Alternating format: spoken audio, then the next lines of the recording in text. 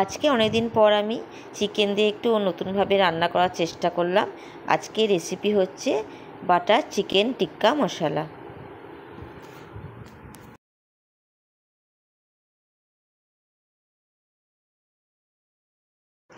এবারে প্রথমে আমি চিকেনগুলো গোল গোল করে পিস পিস করে কেটে নিয়েছিলাম। তারপর ওর মধ্যে আমি তন্দুরি মশলা, আদা, রসুন, পেঁয়াজ বাটা সব মাখিয়ে রেখেছিলাম।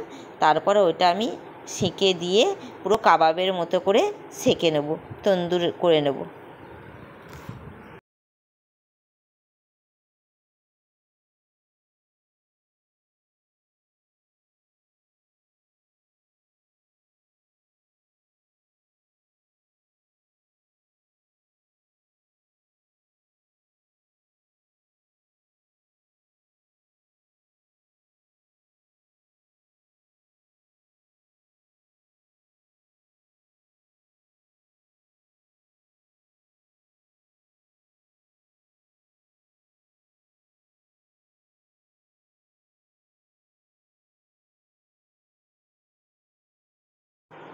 সমস্ত কাবাব টিক্কাগুলো রেডি হয়ে গেছে, ওগুলো বাটিতে সব রাখলাম। এরপর একটি কড়াই নিয়েছি, তার মধ্যে আমি 4 চামচ তেল দিলাম, আর ওতে একটু ফোড়ন দেবো, একটা তেজপাতা, 2টো শুকনো লঙ্কা, একটু গরম মশলা।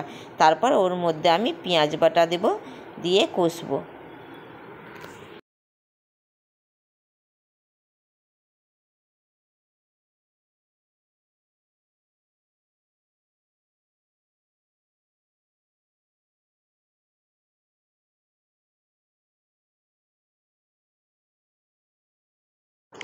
এবার ওই পেঁয়াজটা কষতে কষতে ওর মধ্যে আমি একটু আদা রসুন দিয়েছি, যেটা ভালো করে কুক করে নেব। তারপর আমি ঢাকা দিয়ে 5 মিনিট রাখবো। তারপর ওর মধ্যে আমি কাজু বাদাম বাটা আর পোস্ত বাটা ওর মধ্যে দিয়ে 1 চামচ লঙ্কা, 1 চামচ হলুদ, 1 চামচ নুন দিয়ে ভালো করে কষবো।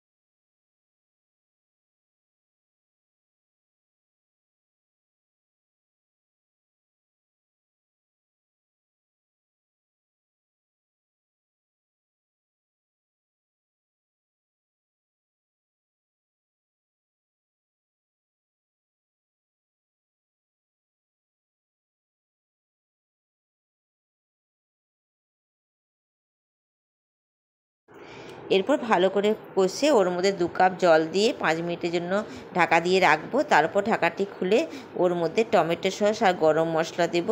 তারপর ওর মধ্যে দেব 4 চামচ টক দই। এই ভালো করে কষে যে টিক্কা কাবাবটা করে রেখেছিলাম ওইগুলো ওর মধ্যে দিয়ে আবার ভালো করে কষবো। কষে ঢাকা দিয়ে 5 মিনিটের জন্য রাখবো।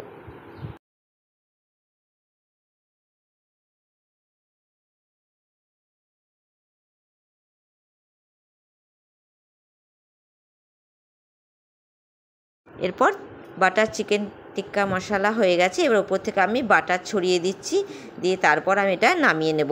তারপর আমি প্লেটে সার্ভ করে নান রুটির সাথে খেয়ে দেখলাম দারুণ হয়েছে। আপনারা এভাবে করবেন।